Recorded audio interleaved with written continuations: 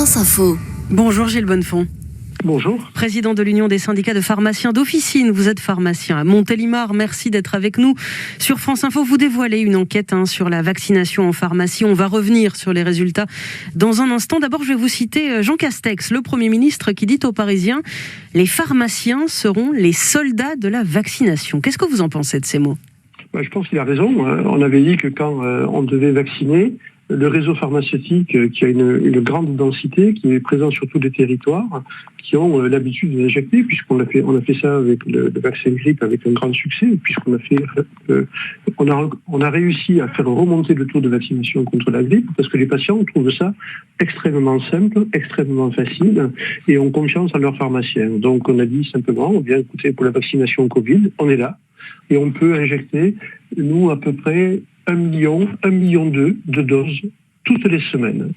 Vous avez donc sondé, Gilles Bonnefond, plus de 2400 pharmaciens. Ce qui ressort d'abord, c'est que la majorité d'entre eux ont des patients qui sont inscrits sur liste d'attente pour se faire vacciner contre le Covid. Oui, parce que quand on veut faire une vaccination contre la Covid dans une période de tension, d'approvisionnement, il faut s'organiser.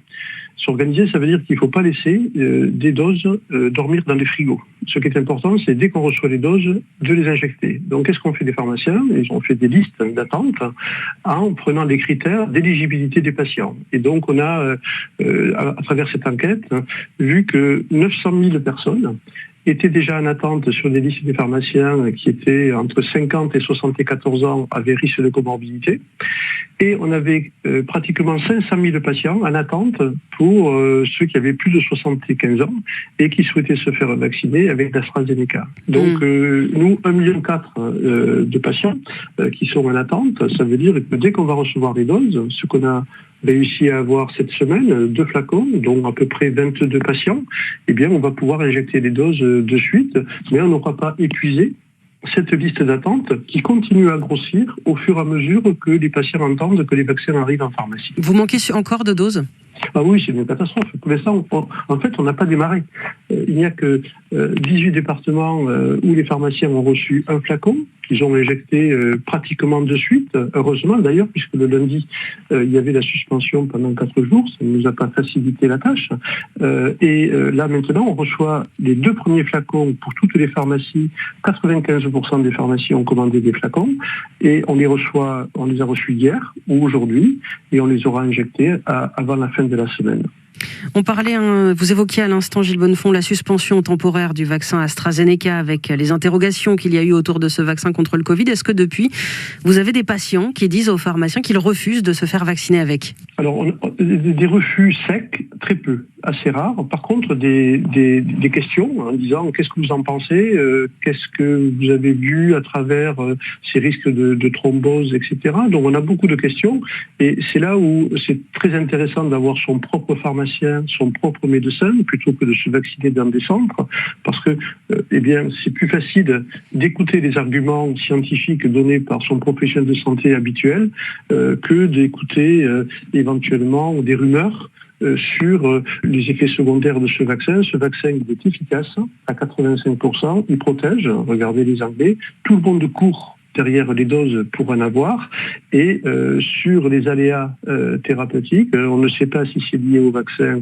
ou pas, mais enfin ils sont d'une extrême rareté, et il faut bien sûr surveiller, et je peux vous dire que les agences européennes et la pharmacovigilance sont très très actives pour vérifier ces petits bruits qui remontent, mais qui sont très rares de certains pays. La pharmacovigilance aujourd'hui c'est une culture de la précaution en Europe qui est très très très développée. Votre enquête vous permet de dire dans combien de pharmacies il y a eu des refus, dans quelle proportion ? C'est à peu près 60% où on a eu des coups de fil disant écoutez, moi je suis désolé mais je ne me vaccinerai pas avec celui-là, j'attends l'autre, mais ça a été par rapport aux 1,4 million de patients qui attendent, un nombre d'appels très très très très faible, et puis on n'est pas du tout sûr que maintenant que on commence à rassurer la population, que les gens ne reviennent pas se vacciner. Vous voyez, on a 1,4 million de patients en attente qui grossit, et on aura reçu cette semaine 360 000 doses. Vous voyez, on a du travail, donc donnez-nous des doses et nous allons contribuer à augmenter le nombre de patients vaccinés de façon extrêmement rapide. Il reste encore dans les pharmacies des doses de vaccins non récupérées par les médecins ? Oui, on en a encore. 25% des pharmaciens nous disent avoir encore des doses qui n'ont pas été récupérées par les médecins. Alors, pour les médecins, c'est plus compliqué pour eux parce que il faut qu'ils libèrent une demi-journée de travail et prennent des rendez-vous. Donc, s'il y a une tension sur l'approvisionnement, ils perdent une demi-journée de travail. Donc, c'est un petit peu plus difficile pour eux pour s'organiser. Ils y arrivent, heureusement, d'ailleurs, ils injectent, mais voilà, on ne peut pas en vouloir aux médecins qui ne le font pas tous, parce que quand on est seul dans son cabinet et qu'on a déjà une grosse charge de travail, eh bien, on ne peut pas le faire. Et donc, il vaut mieux que ce soit les infirmières et les pharmaciens qui le fassent. Voilà, tout ça, c'est pas très grave.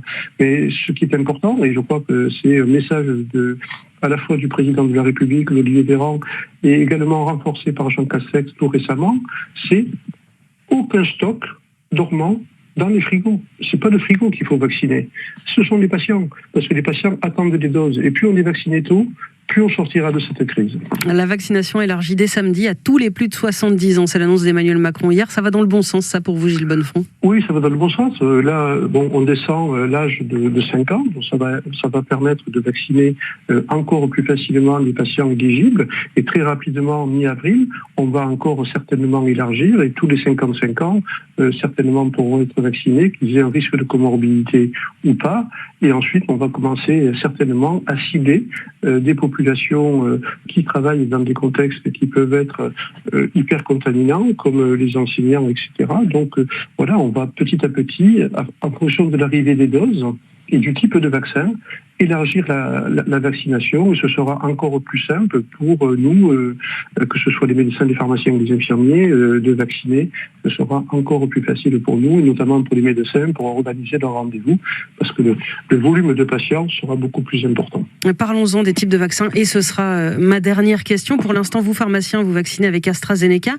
Que vous disent les pharmaciens que vous avez consultés dans cette enquête ? Est-ce qu'ils accepteraient de vacciner avec un vaccin ARN, par exemple Pfizer ou Moderna ? À 90%, ils disent oui. Et on ne comprend pas d'ailleurs pourquoi on est autorisé à prescrire et à injecter tous les vaccins, sauf que le vaccin ARN, il faut le faire sous la surveillance de médecins. C'est complètement ridicule. Ça ralentit l'organisation, ça oblige les pharmaciens à aller dans des centres de vaccination pour injecter ces vaccins, alors qu'ils pourraient le faire très facilement à l'officine. Donc vivement que cette contrainte soit levée.